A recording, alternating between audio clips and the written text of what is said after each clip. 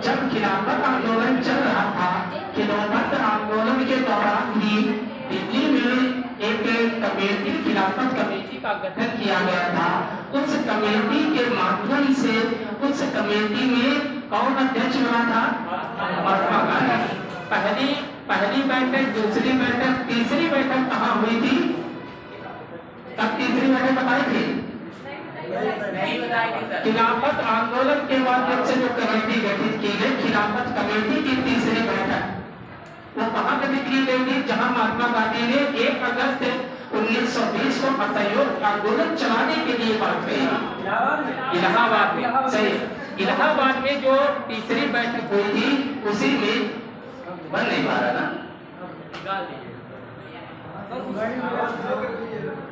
इसको थोड़ा आपको बता देंगे।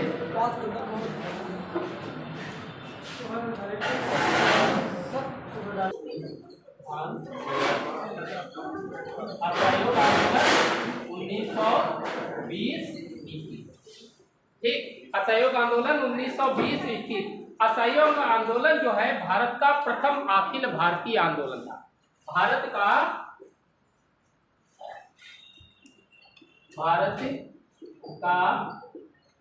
प्रथम अखिल भारतीय आंदोलन, भारत का प्रथम अखिल भारतीय आंदोलन जो है असहयोग आंदोलन प्रथम अखिल भारतीय आंदोलन था। और इसकी जो आपको राय आपको बता दे, पहले शुरुआत जो लेखक और गणना अगर इसकी कहे, असहयोग आंदोलन के वास्तविक प्रस्तावक व लेखक, असहयोग आंदोलन के प्रस्तावक व लेखक, अगर आपसे पूछ दिया जाए असहयोग आंदोलन के प्रस्तावक कौन थे या लेखक कौन थे, किसको बताओगे? खिलाफत कमेटी में जो इलाहाबाद अधिवेशन में, वहां पर सबसे पहले किसने बात कही थी? गांधी जी ने। इसलिए असहयोग आंदोलन के लेखक व प्रस्तावक गांधी जी। ध्यान रखना, यही इनके गांधी जी ही लेखक और प्रस्तावक दोनों हैं इसके असहयोग आंदोलन। असहयोग आंदोलन और शुरुआत कहां से होती है? शुरुआत कहां से होती है पहले आपको बता दें। एक कलकत्ता,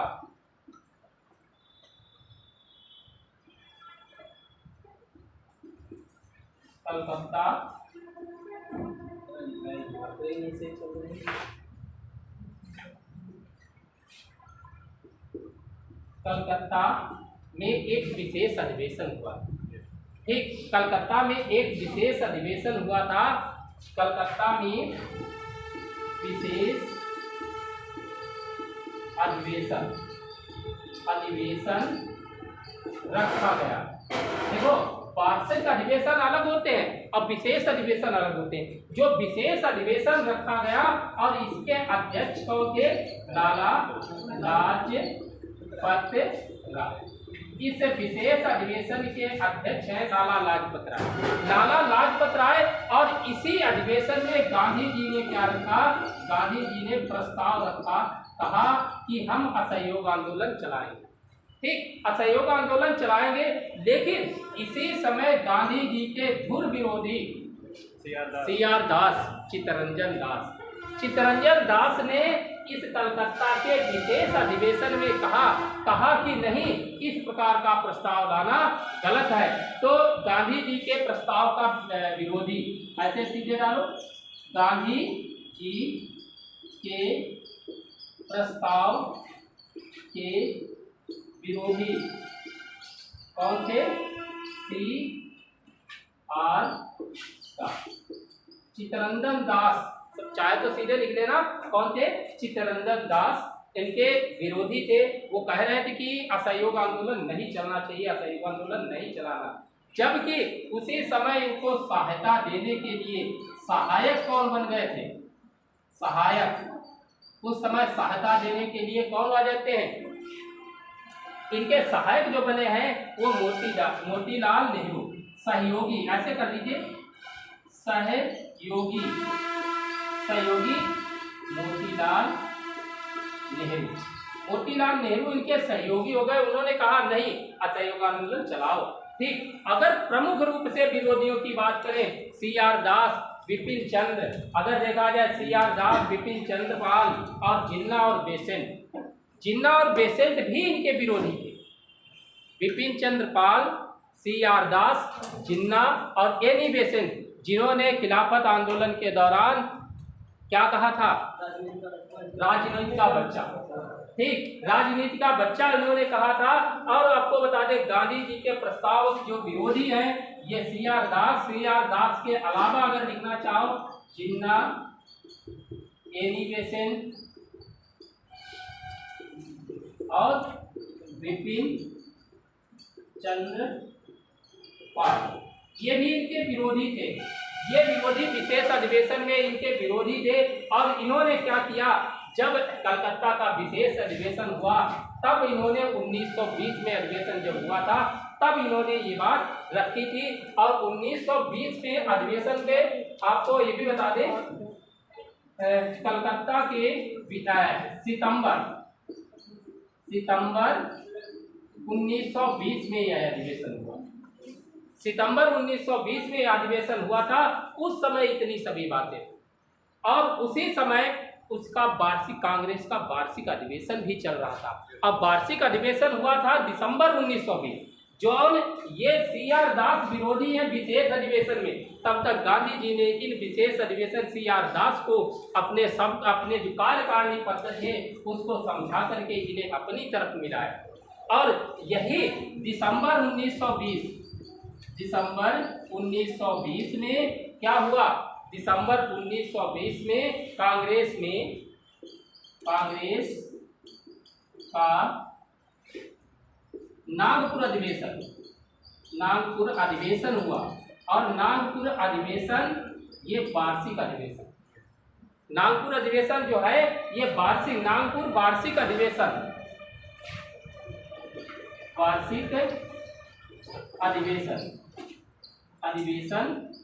था। और इसमें यही सी.आर. दास, हम ऐसे लिख दें, चित्तरंजन दास, ये इसके अध्यक्ष थे। चित्तरंजन दास, सी.आर. दास ही इसके अध्यक्ष बनाए गए। नागपुर अधिवेशन जो दिसंबर 1920 में हुआ था, यहीं पर सी.आर. दास इसके सहयोगी हो गए थे गांधी जी के, सी.आर. दास। नागपुर अधिवेशन सी.आर. दास, अच्छा असहयोग देखो, हाँ यहाँ पर आपको बता दें, यहाँ पर जो अधिवेशन हुआ था ये चित्तरंजन दास जो है, यहाँ पर अब यही सी.आर. दास ने ही इसका प्रस्ताव, असहयोग आंदोलन के प्रस्ताव बने।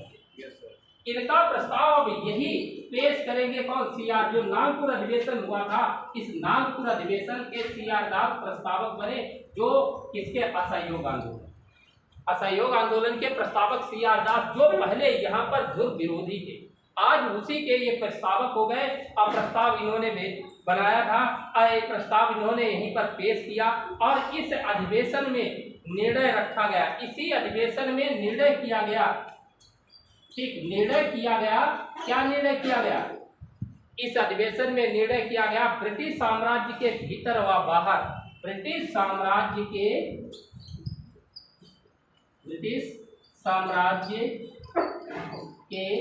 भीतर व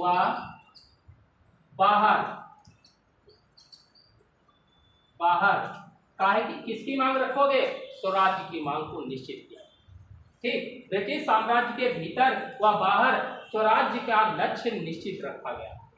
बाहर स्वराज्य का लक्ष्य रखा गया। ठीक, ब्रिटिश साम्राज्य के भीतर स्वराज्य का, भीतर व बाहर ब्रिटिश स्वराज्य का लक्ष्य निश्चित किया गया। ठीक है, ये बात जब आ जाती है, अब यहाँ पर देखना, इस अधिवेशन में सी.आर. दास ने भी इनका साथ देना शुरू कर दिया। क्या अब यहाँ पर ऐसा नहीं लग रहा कि अब हमें असहयोग आंदोलन हमारा चल सकेगा? क्या ऐसा हो रहा है? जब असहयोग आंदोलन की बात आ जाती है, यही वार्षिक अधिवेशन की अध्यक्षता, इसकी वार्षिक अधिवेशन की अध्यक्षता किसने की थी? टी. राघवाचारी, ये तो है। इसके वार्षिक नागपुर अधिवेशन की अध्यक्षता किसने की? टी राघवाचारी ने। लेकिन इसका प्रस्ताव किसने किया? प्रस्तावक है चित्तरंजन दास, CR दास इनके अध्यक्ष में। अब जबकि वही सितंबर में जो विशेष अधिवेशन हुआ था उसके अध्यक्ष कौन थे? उसके अध्यक्ष कौन थे? लाला लाजपत। इसके अध्यक्ष लाला लाजपत राय और इसके टी राघवाचार्य, दोनों के याद रखना। एक में इंक डालो। फिर नोट करके एक बात और सुनो, जो कांग्रेस की इस नीति में असहयोग आंदोलन के जो मेन विरोधी है ये जिन्ना, एनी बेसेंट और बिपिन चंद्र पाल, ये नोट करके अलग चाहे तो लिख लेना। ये बाद में CR दास तो मिल गए, लेकिन जो जिन्ना और एनी बेसेंट और बिपिन चंद्र पाल ये बाद में भी नहीं मिले, ये बाद में भी इनके विरोधी बने रहे। बाद में लिख लेना चाहे नोट करके। कांग्रेस की इस नीति तथा असहयोग आंदोलन के प्रस्ताव के विरोधी एनी बेसेंट, जिन्ना, बिपिन चंद्र पाल ये बाद तक बने रहे। जिन्ना, एनी बेसेंट, बिपिन चंद्र पाल, ठीक, ये लोग बाद तक विरोधी बने रहे। लेकिन कांग्रेस ने अपना लक्ष्य अलग नहीं हटी, तो उसने क्या किया? असहयोग आंदोलन 1/8/1920 को असहयोग आंदोलन प्रारंभ हुआ।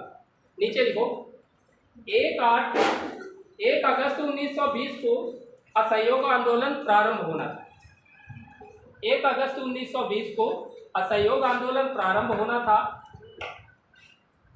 असहयोग आंदोलन प्रारंभ होना था, परंतु तिलक की मृत्यु के कारण स्थगित किया गया। परंतु तिलक की मृत्यु के कारण स्थगित कर दिया गया। जब प्रस्ताव पारित होने के बाद 1 अगस्त 1920 को असहयोग आंदोलन प्रारंभ करना चाहिए था, लेकिन बीजी तिलक की मृत्यु होने के कारण वे आंदोलन स्थगित करना पड़ा। फिर और जो तिलक हैं, बीजी तिलक को भारतीय लोग प्यार से लोकमान्य कहकर संबोधित किया करते। बीजी तिलक को भारतीय लोग प्यार से लोकमान्य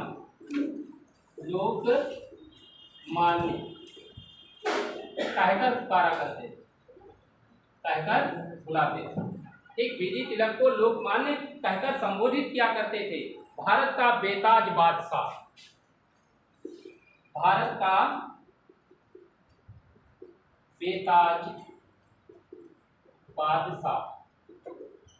बेताज बादशाह कौन है?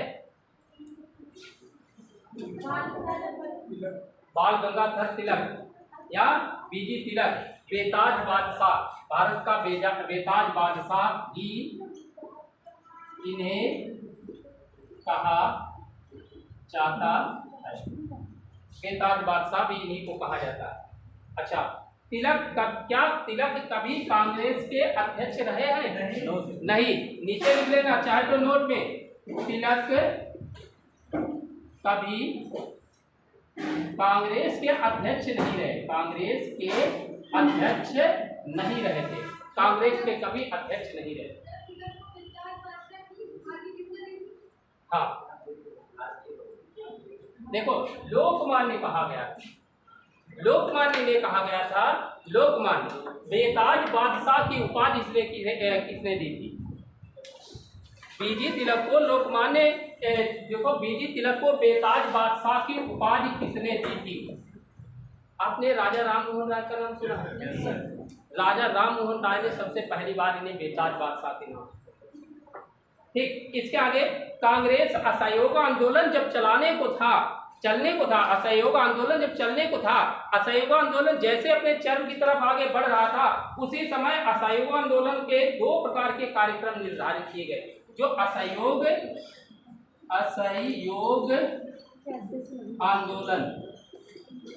आंदोलन में 2 प्रकार के कार्यक्रम निर्धारित किए गए। कार्यक्रम निर्धारित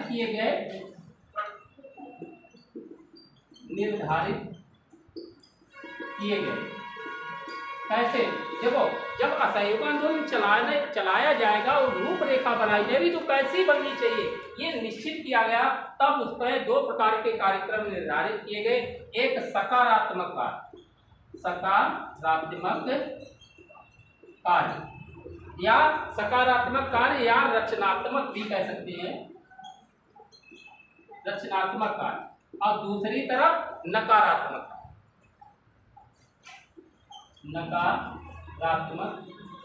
कार्य। सकारात्मक कार्य की बात कही जाए, असहयोग आंदोलन में महात्मा गांधी ने कहा कि जो राष्ट्रीय स्कूल और कॉलेज हमारे जो अंग्रेजों के स्कूल हैं, उन्होंने लगभग उस समय आपको बता दें पूरे भारत में 800 कॉलेज थे। अब 800 कॉलेजों की जो संचालन कर रहे थे वो केवल कौन कर रहा था? अंग्रेज अधिकारी ही कर रहे थे। सरकारी कॉलेज और स्कूलों की जो क्या है उनकी अवहेलना करना, अपने स्कूल स्थापित करना। पहली बात है राष्ट्रीय स्कूल और कॉलेज की स्थापना। नंबर 1, राष्ट्रीय स्कूल व कॉलेज की स्थापना। पहला नंबर है कि राष्ट्रीय स्कूल खोलेंगे और कॉलेज की स्थापना करेंगे वो अपने, अंग्रेजों के कॉलेजों की, और वही सरकारी कॉलेजों का त्याग। यही नकारात्मक में क्या होगा? जैसे कि आज के दिन ये सरकारी है, ये स्कूल एडेड है, आज सरकारी है, तो हम ऐसे उस समय सरकारी का मतलब है अंग्रेजों के स्कूल, सरकारी का मतलब ये समझना अंग्रेजों के स्कूल जो है उनका हम त्याग कर देंगे और यहाँ पर राष्ट्रीय स्कूल और कॉलेज अपने स्थापित करेंगे। राष्ट्रीय स्कूल। नंबर 2, विवादों के निपटारा करने के लिए, विवादों का निपटारा करने के लिए, जो विवाद होंगे उनका निपटारा करने के लिए हम अंग्रेजों के पास नहीं जाएंगे, हम अपनी पंचायतें बिठा करके विवाद निपटा लेंगे।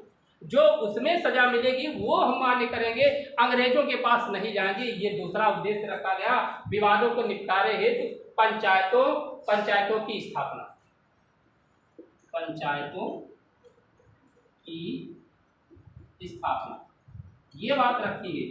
नंबर 3, तीसरी बात कही थी कि हाथ से बुनाई कताई को प्रोत्साहन देंगे, हाथ से बुनाई कताई को प्रोत्साहन देंगे। हाथ से जो कताई बुनाई होगी वो हाथ से जो कपड़े बुने जाएंगे हम उन्हीं का प्रयोग करेंगे। अंग्रेजों की मशीनों के द्वारा, औद्योगिक क्रांति के द्वारा जो इंग्लैंड से बनकर कपड़े आते थे उनका हम प्रयोग नहीं करेंगे, उनका हम बहिष्कार करेंगे। ठीक, हिंदू मुस्लिम एकता पर जोर देंगे। ठीक, देखो खिलाफत आंदोलन में महात्मा गांधी ने यही सोचा था कि हम इस समय मुस्लिमों का सहयोग देंगे लेकिन मुसलमान हमें बाद में सहयोग देंगे, और वास्तविक रूप से यहाँ पर ऐसा होता भी है। लेकिन इसके अंतिम चरण में यही हालात हो जाते हैं। 5 फरवरी 1922 को जो चौरी चौरा कांड होने के बाद जब महात्मा गांधी जेल चले जाते हैं, फिर से हिंदू मुस्लिम के दंगे शुरू होते हैं। अभी तो वहाँ पर तो लास्ट की बात बता रहे हैं, यहीं पर चौथी बात उन्होंने यही कही थी, हिंदू मुस्लिम एकता पर जोर दिया जाए, हिंदू मुस्लिम एकता पर जोर। 5वीं बात, ज़्यादा नहीं बहुत सारी चीज़ें हैं, अहिंसा का पालन। और एक चीज़ उनकी मेन बात थी कि इतना सब कुछ करने के बाद हम हिंसा पर नहीं उतारू होंगे, अहिंसा का पालन करेंगे, अहिंसा का पालन, अहिंसा का पालन। छुआछूत का विरोध, छुआछूत का विरोध।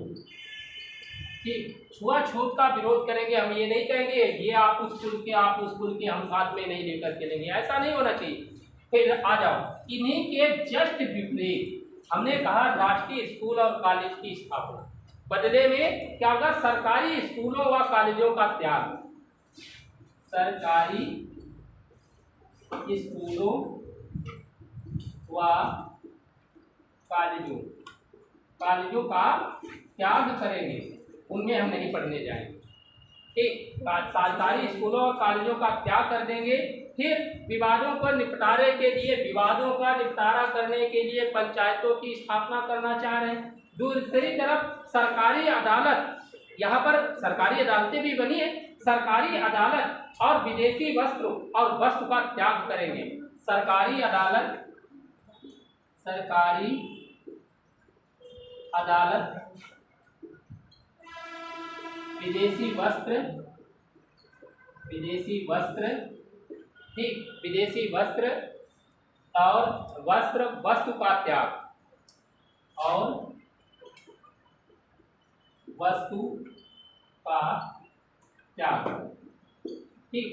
सरकारी अदालत विदेशी वस्त्र और वस्तु का भी त्याग कर देंगे। तीसरी बात हमने कही थी, हाथ से बुनाई कताई को प्रोत्साहन। यहाँ पर क्या है, सरकारी उद्यमियों का त्याग, सरकारी जो उद्यम लगे हैं उनका त्याग करेंगे। सरकारी उद्यमियों का त्याग करेंगे। सरकारी उद्यम जो कारखाने वगैरह इन सब जगहों का बहिष्कार करेंगे। फिर और देखो, कताई बुनाई सरकारी उद्यमियों का त्याग, सरकारी नौकरी का त्याग, सरकारी नौकरी, सरकारी नौकरी का मतलब अंग्रेजों की नौकरी, सरकारी नौकरी का त्याग। और बता दें आपको, इसके अलावा कर भी नहीं देंगे, कर नहीं देंगे, कर भी नहीं देंगे। और आपको बता दें, अवैतनिक पदों व स्थानीय निकायों के पदों से इस्तीफा। जो अवैतनिक पद हैं, जिन पर वेतन नहीं मिल रहा, तो क्यों संभाल रहे, उनको छोड़ दो। ऐसे महात्मा गांधी ने सीधे बात कही। देखो, अवैतनिक पदों, अवैतनिक पदों, अवैतनिक पदों व स्थानीय निकायों व स्थानीय निकायों के पदों से इस्तीफा, इस्तीफा दे दिया गया। ऐसी बात कही थी। ये असहयोग आंदोलन में सबसे पहले दो प्रकार के कार्यक्रम निर्धारित किए गए थे, एक नकारात्मक, एक सकारात्मक। हमें क्या अपनाना है और क्या छोड़ना है, क्या छोड़ना है, किसका विरोध करना है वो नकारात्मक, और क्या हमें अपने आप करना है वो सकारात्मक की श्रेणी में आते हैं। ऐसे पहले से ये सब व्यवहार, ये सब लिखित रूप से महात्मा गांधी ने निश्चित कर लिए। और निश्चित करने के बाद जब आंदोलन शुरू हो गया, आंदोलन शुरू करने के दौरान भारतीय महिलाओं ने सबसे बड़ा सहयोग दिया। भारतीय महिलाओं ने उस समय, आपको आप बता दें, एक ताड़ी शब्द सुना है, आज भी आप लोग ताड़ी को ताड़ी ही कहते हो। ये ताड़ी को उस समय ज्यादातर शराब की श्रेणी में गिना जाता था, उस समय गिना जाता था। अब शराब की श्रेणी पर से निकाल लेते हैं लोग, लेकिन अपने यहाँ इस क्षेत्र की बात कर रहे हैं, यहाँ पर ताड़ी को शराब की श्रेणी से निकाल लेते, ताड़ी को शराब के रूप में मानते थे। और भारतीय महिलाओं ने इस ताड़ी की दुकानों के सामने उनके बर्तन फोड़ दिए थे, धरने पर बैठ गई और आंदोलनों का कार्यक्रम में जो हिस्सा, देखो महात्मा गांधी ने कहा कि ये तोड़ फोड़ करना ये सब गलत है, लेकिन भारतीय महिलाओं ने क्या किया था कि ताड़ी की दुकानों के सामने बर्तन फोड़ दिए थे और उनकी शराब की दुकानें बंद करवाने की कोशिश की। ये असहयोग आंदोलन का हिस्सा नहीं था। ये क्वेश्चन कई बार आपसे पूछा गया, इसी को आपको रखा, एक यही शब्द रखा जाता है, शराब की बर्तन तोड़ना। क्या ये असहयोग आंदोलन का हिस्सा था या नहीं था? ये हिस्सा नहीं था, इसीलिए केवल स्पेशल करके मैंने बताया। इसमें डाल लीजिए नोट, और नोट करके लिखो, भारतीय महिलाओं ने शराब की ताड़ी, शराब के ब्रैकेट में लिखना ताड़ी, भारतीय महिलाओं ने शराब और ब्रैकेट के अंदर ताड़ी की दुकानों के सामने बर्तन फोड़े, बर्तन फोड़े, धरने दिए, जो इस आंदोलन का हिस्सा नहीं था, जो इस आंदोलन के कार्यक्रम का हिस्सा नहीं था, आंदोलन के कार्यक्रम का हिस्सा नहीं था।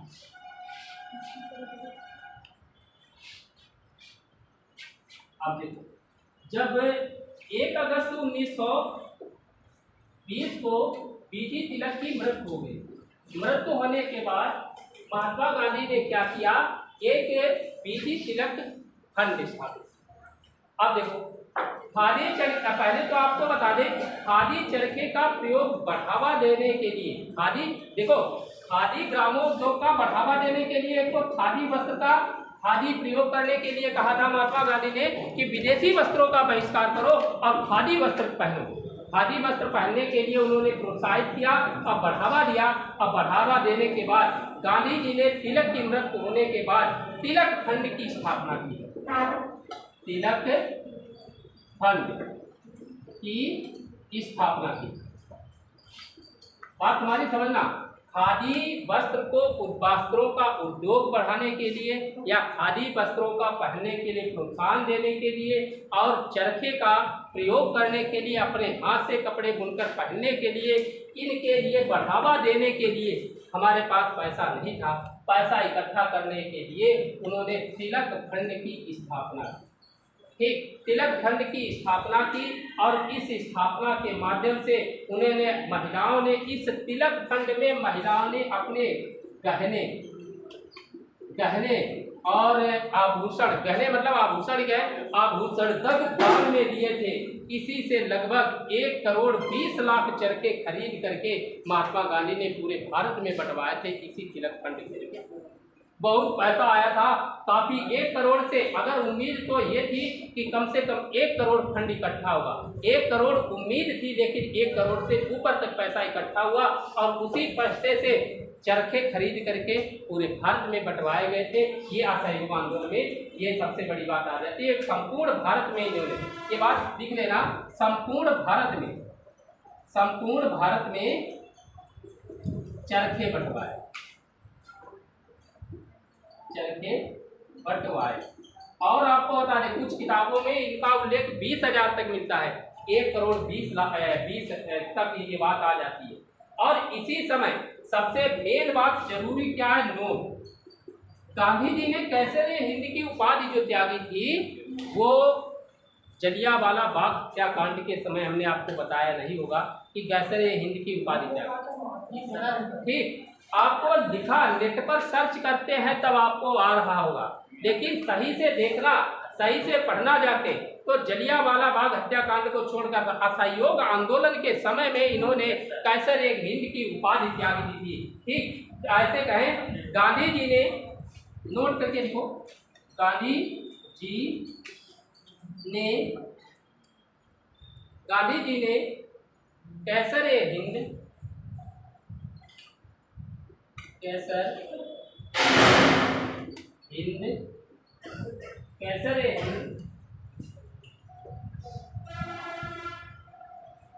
गांधी जी ने कैसर हिंद जुल्लू बोअर, ये पदक मिले थे। जुल्लू बोअर, हाँ, जुल्लू व बोअर, जुल्लू बोअर भी लिख देते हैं, जुल्लू बोअर भी लिखो, जुल्लू व बोअर अलग अलग है। ये पदक उन्हें मिले थे।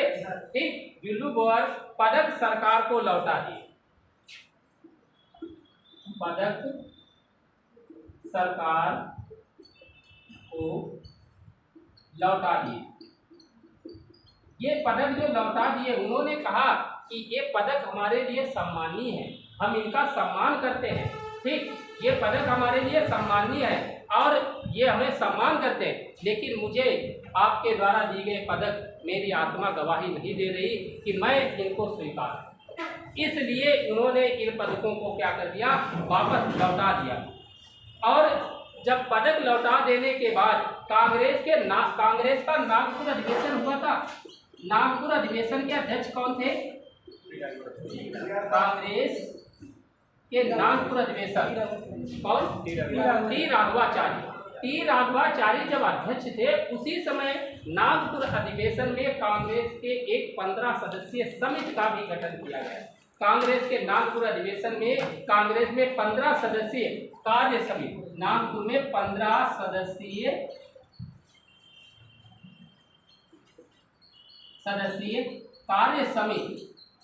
कार्य समिति का भी गठन किया गया, ताकि पूरे देश में असहयोग आंदोलन चलाया जाएगा, उसकी देखरेख कौन करेगा? कार्य समिति का गठन किया गया। ये कार्य कांग्रेस के 15 सदस्य हैं, उनकी कार्य समिति का, इस कार्य समिति का केवल कार्य 15 सदस्यीय कार्य समिति का गठन किया गया। और इस बात के लिए किया गया क्योंकि केवल असहयोग आंदोलन जो चलेगा पूरे देश में किस प्रकार व्यवस्था रहेगी उसकी देखरेख करने के लिए इस समिति का गठन किया गया।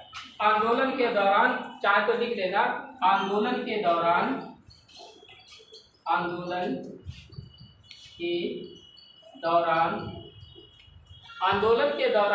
प्रतिदिन के कार्यों की देखरेख है।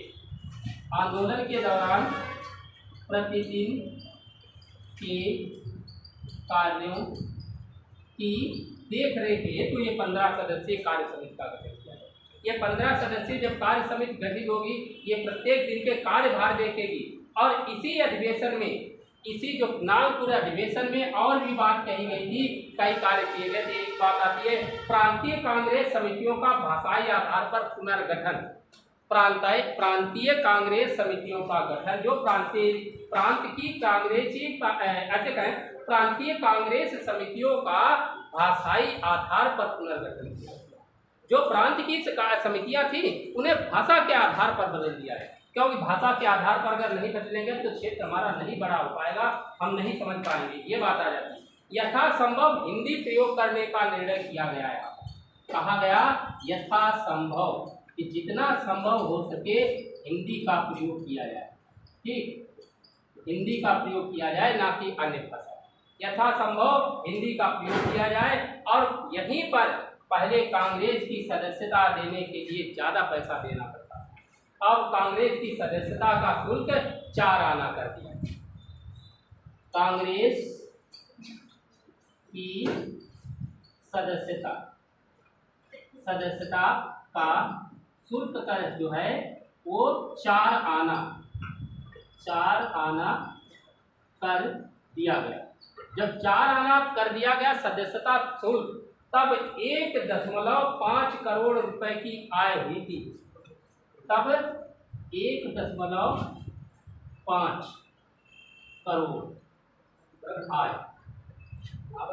हाँ, लिख रहे। जब कांग्रेस की सदस्यता शुल्क 4 आना कर दिया गया यहीं पर इसी अधिवेशन में, तब उसी वर्ष उनकी जो कीमत, उस समय कांग्रेस की जो आय है वो 1.5 करोड़ पहुंच गई। 1.5 करोड़ रुपए उसकी आय हो गई। ये तो सब घटाया गया था, उसके मतलब शुल्क, कांग्रेस का शुल्क जो सदस्यता लेने का वो कम कर दिया गया। अब बहुत कम किया गया, तो वो 4 आना कर दिया गया। पहले ये शुल्क नहीं दे पाते थे तो कांग्रेस के सदस्य नहीं बन पाते। हाँ, अब लेकिन इसकी आय नहीं, जब कम पैसा कम किया गया तो सदस्यों की संख्या ज़्यादा, सदस्यों ने ज़्यादा। उसी समय तभी इतनी आय कभी भी नहीं हुई थी कांग्रेस की जितनी इस समय हुई थी कांग्रेस जो असहयोग आंदोलन के समय में। तब इसमें भी 1.5 करोड़ रुपए प्राप्त हुए।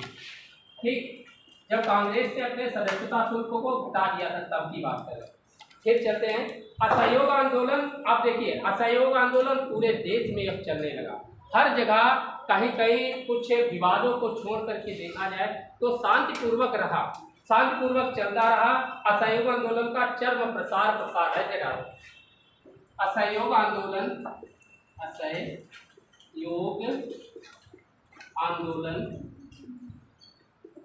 का चरम प्रसार,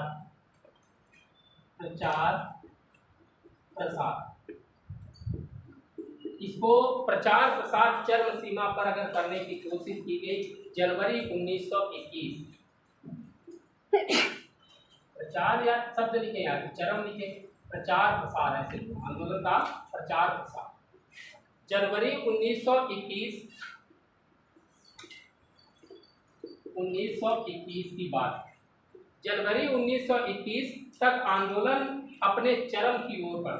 1921 तक आंदोलन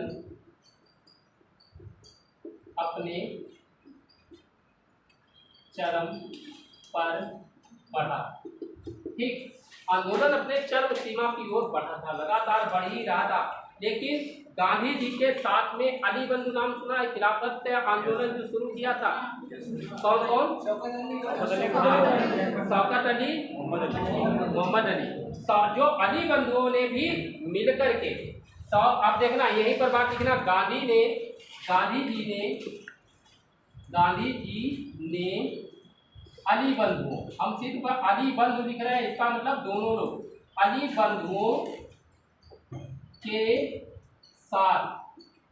बंधुओं के साथ मिलकर पूरे देश का भ्रमण किया। और पूरे देश का भ्रमण किया का मतलब हिंदू और मुस्लिम दोनों लोग मिलकर के, इसलिए असहयोग आंदोलन में दोनों लोग साथ लेकर के चलेंगे। क्या गांधी ने अली बंधुओं के साथ मिलकर संपूर्ण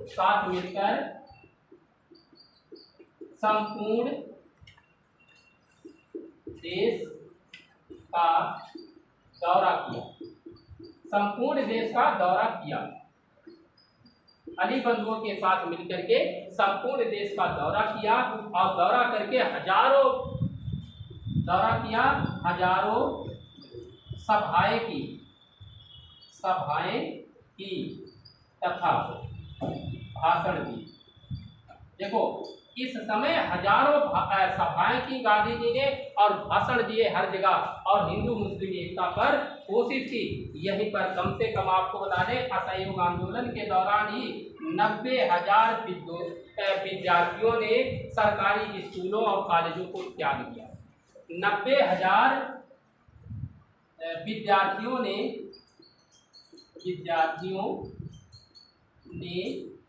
सरकारी स्कूलों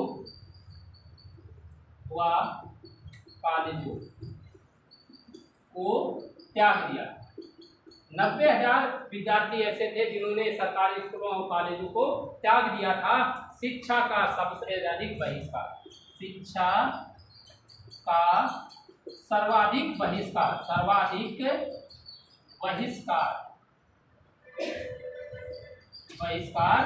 देखो जब इतने पूरे भारत में त्यागे हैं, ऐसा कौन सा क्षेत्र है जहां पर शिक्षा का सर्वाधिक बहिष्कार किया गया? शिक्षा का सर्वाधिक बहिष्कार बंगाल के बाद में पंजाब, अब पंजाब के बाद में बम्बई। इन क्षेत्रों पर ये क्रम से लगे हैं। सबसे ज्यादा अगर बहिष्कार किया गया बंगाल में, दूसरे नंबर पंजाब में, और तीसरे नंबर बम्बई। सर्वाधिक बहिष्कार शिक्षा में यहीं पर किया गया, और सबसे कम शिक्षा का सबसे कम, यहाँ पर हम खाली कम लिख दें, शिक्षा का सबसे कम बहिष्कार कहाँ किया गया? वो मद्रास। ठीक, शिक्षा का सबसे कम बहिष्कार कहाँ किया गया? मद्रास में। कम से कम 800 नए राष्ट्रीय स्कूल स्थापित किए गए। नीचे का हिस्सा डालें।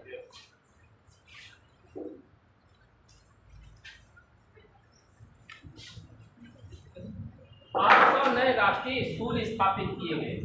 800 नए राष्ट्रीय स्कूल स्थापित किए गए। देखो जब स्कूल स्थापित किए गए, इनमें अगर देखा जाए, जैसे स्थापित किए गए, इनमें अगर सर्वप्रथम अगर देखा जाए तो जामिया मिलिया इस्लामिया नाम सुना है? जामिया मिलिया जो बिहार स्कूल है वो भी खुला है, बिहार विद्यापीठ वो भी, काशी विद्यापीठ, गुजरात विद्यापीठ वो इसी समय खोले गए। चाहे तो जैसे करके डाल लो, जैसे जामिया मिलिया कामा बिहार विद्यापीठ कामा काशी विद्यापीठ कामा गुजरात विद्यापीठ आदि। अब देखना, क्या सुभाष चंद्र बोस से आईएएस के पद पर थे जिस समय उस समय आईसीएस कहा जाता था? आईसीएस की परीक्षा पास की थी या नहीं की थी? सुभाष चंद्र बोस ने आईसीएस की परीक्षा पास की, जो इस समय आईएएस कहा जाता है। उस समय सुभाष चंद्र बोस ने आईसीएस के पद से त्याग पत्र दे दिया। इन्हीं असहयोग आंदोलन के दौरान ही नेताजी सुभाष चंद्र बोस ने क्या किया, तो आईसीएस के पद से त्याग पत्र देकर नेशनल कॉलेज के प्रिंसिपल बने थे। ध्यान रखना ये बात हमारी बात, कि सुभाष चंद्र बोस ने असहयोग आंदोलन के दौरान क्या किया, आईसीएस के पद से त्याग पत्र दे करके क्या किया, नेशनल स्कूल के प्रिंसिपल बने। और यहीं पर देश के जाने माने वकील मोतीलाल नेहरू, CR दास, वल्लभ भाई पटेल, श्री राजगोपालाचारी, जयकर, किचलू, टी प्रकाशम, आसफ अली, राजेंद्र प्रसाद, विट्ठल भाई पटेल इत्यादि ने सबने वकालत छोड़ दी। सबसे ज़्यादा अगर देखा जाए तो वकालत छोड़ने वाले सबसे ज़्यादा लोग, सरकारी पदों की अपेक्षा वकालत छोड़ने वाले सबसे ज़्यादा, और सबसे ज़्यादा जो बहिष्कार हुआ है वो पश्चिम बंगाल। आ जाओ यही बात डालिए। सुभाष चंद्र बोस, सुभाष चंद्र बोस, सुभाष चंद्र बोस ICS के पद से, ICS,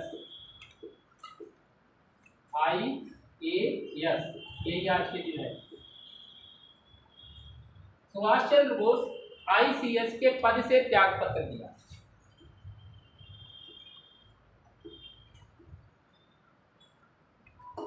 ICS के पद से त्याग पत्र दिया, ठीक, त्याग पत्र दिया। और नेशनल तथा कलकत्ता नेशनल कॉलेज के प्रिंसिपल बने, तथा Calcutta national college, Calcutta national college के प्रिंसिपल बने, कलकत्ता नेशनल कॉलेज के प्रिंसिपल बने, ठीक। जब प्रिंसिपल बन गए, दूसरी लाइन में लिखो, देश के जाने माने वकील, देश के जाने माने वकील, देश के जाने माने वकील मोतीलाल नेहरू, CR दास, मोतीलाल नेहरू,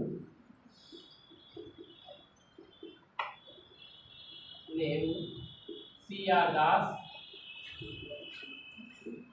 CR दास, मोतीलाल नेहरू, CR दास, वल्लभ भाई पटेल, वल्लभ भाई पटेल, श्री राजगोपालाचारी, जयकर, जयकर, हाँ, जयकर, किचलू, टी प्रकाशम, किचलू, टी प्रकाशम, थोड़े ना लिखा है, आसफ अली, दरअसल कभी कभी मिलान में आ जाता है तभी ये लिखा रहे, ठीक। टी प्रकाशम, आसफ अली, राजेंद्र प्रसाद आदि ने वकालत छोड़ दी, आदि ने वकालत छोड़ दी। सबसे ज़्यादा बहिष्कार, सबसे ज़्यादा बहिष्कार, ठीक, सबसे ज़्यादा बहिष्कार बंगाल में। इन सभी चीज़ों का सबसे ज़्यादा बहिष्कार है, नंबर 1 पर वो हुआ है, वो कहाँ हुआ? बंगाल में। और आपको बता दें, मदुरई, मदुरई का नाम सुना होगा। मदुरई में गांधी जी ने गांधी जी जब क्या कर रहे थे, पूरे देश का भ्रमण कर रहे थे अली बंधुओं के साथ मिलकर, अली बंधुओं के साथ मिलकर के। नोट में ये बात चाहे तो लिखना कि मदुरई में जब पहुँचे हैं तो मदुरई के छात्रों ने कहा कि ये खादी इतनी महंगी है, मैं कैसे पहन पाऊँगा। तो उन्होंने कहा कि हम खादी आप नहीं पहन सकते हो तो कम कपड़े पहनो, मतलब पहनो खादी, स्वदेशी ही अपनाओ, कि लेकिन विदेशी का बहिष्कार हो।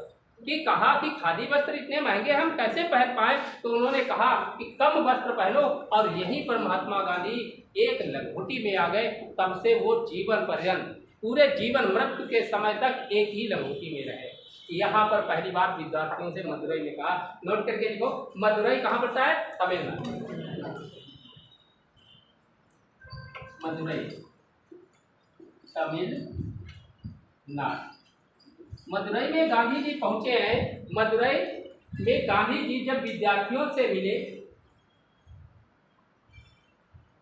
गांधी जी जब विद्यार्थियों से मिले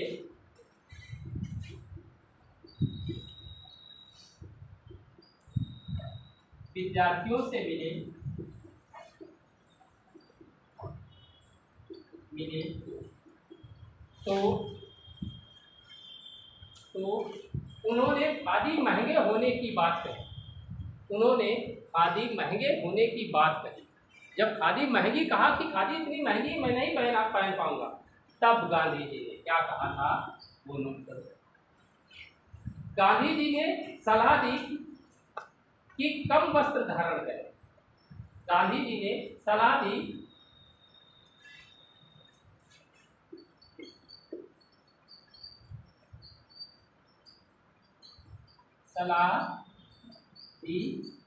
कम वस्त्र धारण करें। गांधी जी ने सलाह दी कि कम वस्त्र धारण करें और इसी दिन से गांधी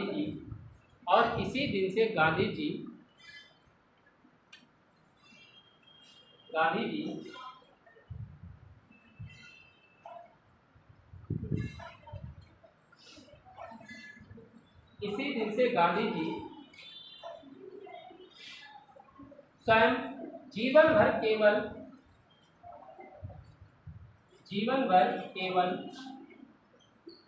लंगोटी में रहे।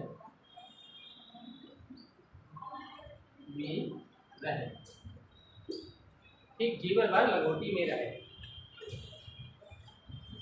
अब देखो, जब हमारे यहाँ असहयोग आंदोलन चल रहा था, उसी समय इंग्लैंड के प्रिंस हैं, वो इंग्लैंड के प्रिंस ऑफ वेल्स भारत आए थे। अब भारत आने पर उन्हें संपूर्ण देश में हड़ताल का आयोजन, जब प्रिंस ऑफ वेल्स भारत आए थे उस समय संपूर्ण भारत में हड़ताल का आयोजन किया गया। ऐसे हम सीधे गए 17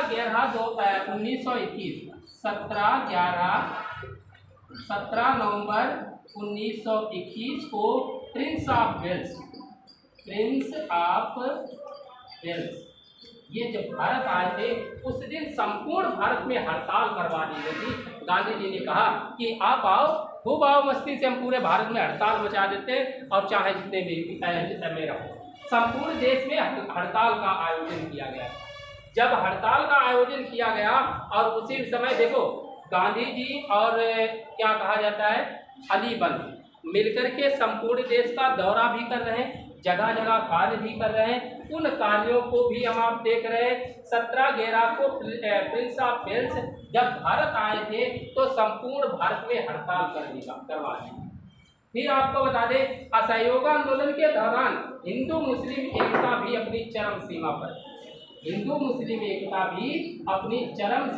थी। क्या चरम सीमा पर थी कि जो ये अली बंधु हैं वो महात्मा गांधी के साथ चल रहे हैं। अली बंधुओं के साथ चलने पर जब अमृतसर पहुंचे हैं, अमृतसर में क्या है सिखों का धार्मिक स्थल, सिखों ने स्वर्ण मंदिर की चाबियां सैफुद्दीन किचलू को सौंप दी। जो सिख हैं, सिखों ने अपनी स्वर्ण मंदिर की चाबियां जो है सैफुद्दीन किचलू को सौंप दी। वहीं मुसलमानों ने आर्य समाज के नेता श्रद्धानंद को जामा मस्जिद की चाबियां सौंप दी। कहा कि आप हमारी जामा मस्जिद देखो, हम आपका स्वर्ण मंदिर देखेंगे। इस प्रकार से अदला बदली एक दूसरे की सुरक्षा करने के लिए काम करने लगे थे। फिर तभी दिसंबर 1921 में कांग्रेस के अहमदाबाद अधिवेशन में सविनय अवज्ञा आंदोलन की भी अनुमति दी जाती है। पहले ऊपर वाली बात लिखो। 17 नवंबर 1921 को 17 नवंबर 1921 को प्रिंस ऑफ वेल्स के भारत आगमन पर संपूर्ण देश में हड़ताल का आयोजन किया गया। संपूर्ण देश में हड़ताल का आयोजन किया गया। संपूर्ण देश में हड़ताल का आयोजन किया गया। फिर उसके नीचे डालो असहयोग आंदोलन के दौरान हिंदू मुस्लिम एकता भी अपने चरम सीमा पर थी। अमृतसर के सिखों ने स्वर्ण मंदिर की चाबियां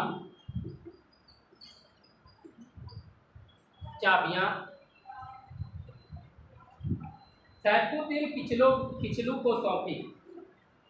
चाबियां सैफुद्दीन किचलू को सौंपी। सैफुद्दीन किचलू को सौंपी तथा मुसलमानों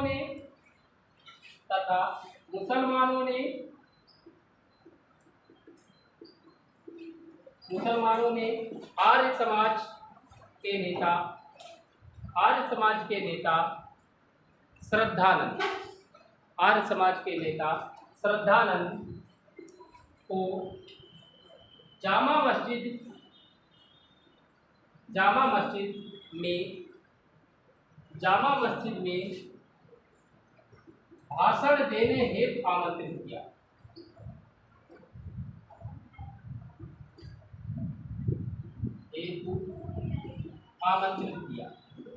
भाषण देने हेतु आमंत्रित किया।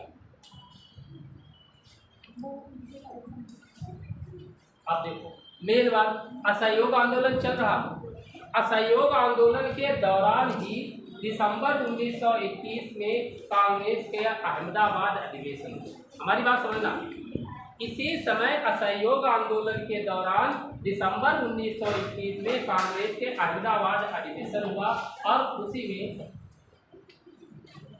में सविनय अवज्ञा आंदोलन चलाने की बात कही गई कि कहा गया कि असहयोग आंदोलन तो हम चला ही रहे, इसी के साथ में हम सविनय अवज्ञा आंदोलन चलाने की बात कही गई थी और जिस अधिवेशन की अध्यक्षता CR दास द्वारा की जानी थी।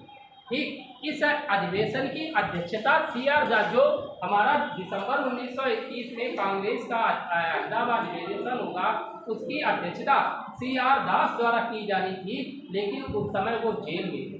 1921 में वो जेल में थे और उसी समय तब अध्यक्ष बनाया गया था हकीम अजमल खां को कार्यकारी अध्यक्ष बना करके क्या किया, अहमदाबाद में कांग्रेस का सम्मेलन करवाया गया और उसी में सविनय अवज्ञा आंदोलन प्रारंभ करने की अनुमति दी गई। ठीक, हकीम अजमल खां को कार्यकारी अध्यक्ष। तब गांधी जी ने फरवरी 1922 में वायसराय को पत्र लिखा था।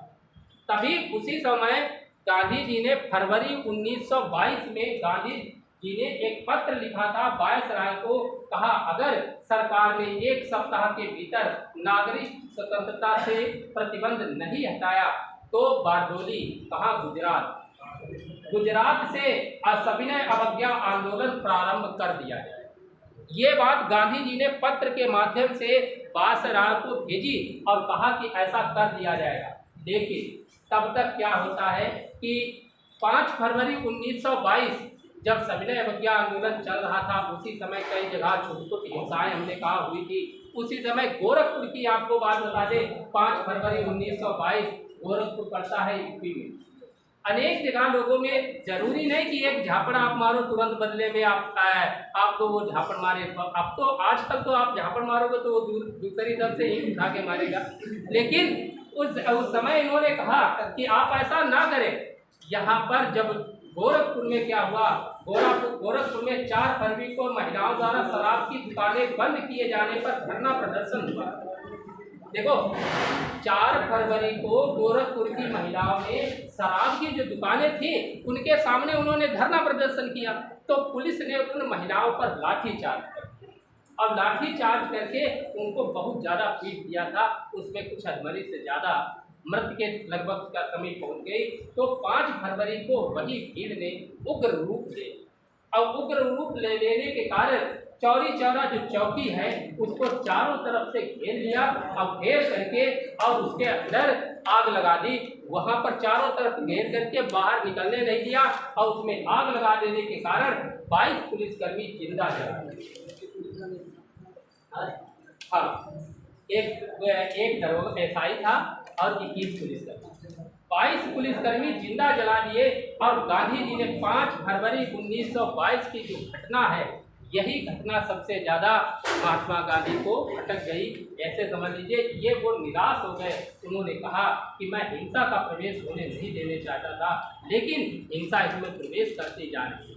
और इसीलिए गांधी जी ने 12 फरवरी 1922 को बरदौली में कांग्रेस कमेटी की बैठक की और वहीं पर असहयोग आंदोलन स्थगित करने की बात की।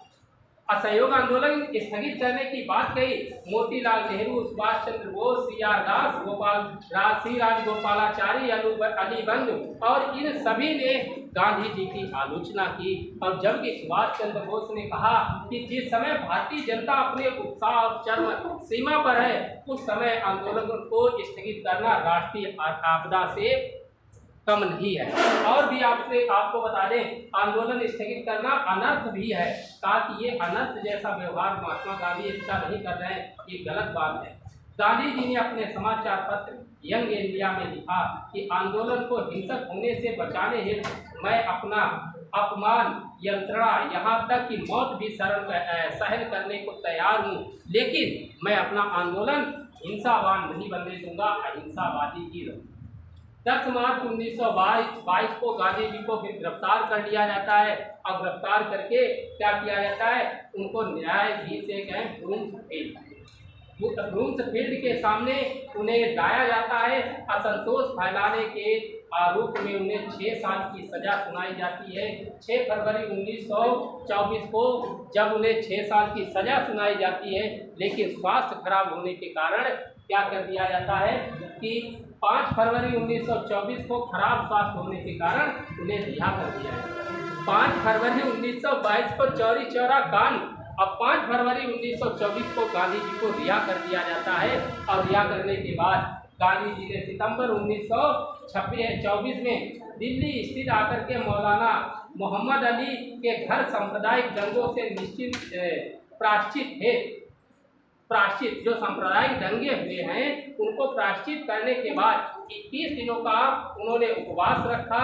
और उपवास रखने के बाद फिर थोड़ा आगे बढ़े। अगर देखा जाए 1923 से 1927 हिंदू मुस्लिम के बीच फिर से दंगे होना शुरू हो गए। ठीक यही बात है। क्या होता है, यहाँ तक तो आपका असहयोग आंदोलन चलता है। असहयोग आंदोलन के दौरान सविनय अवज्ञा आंदोलन और फिर यहीं से इसी में स्वराज पार्टी का गठन होता है। पहले यही बात थी, तो कहाँ पर से छूटा था, उसके डालो नोट।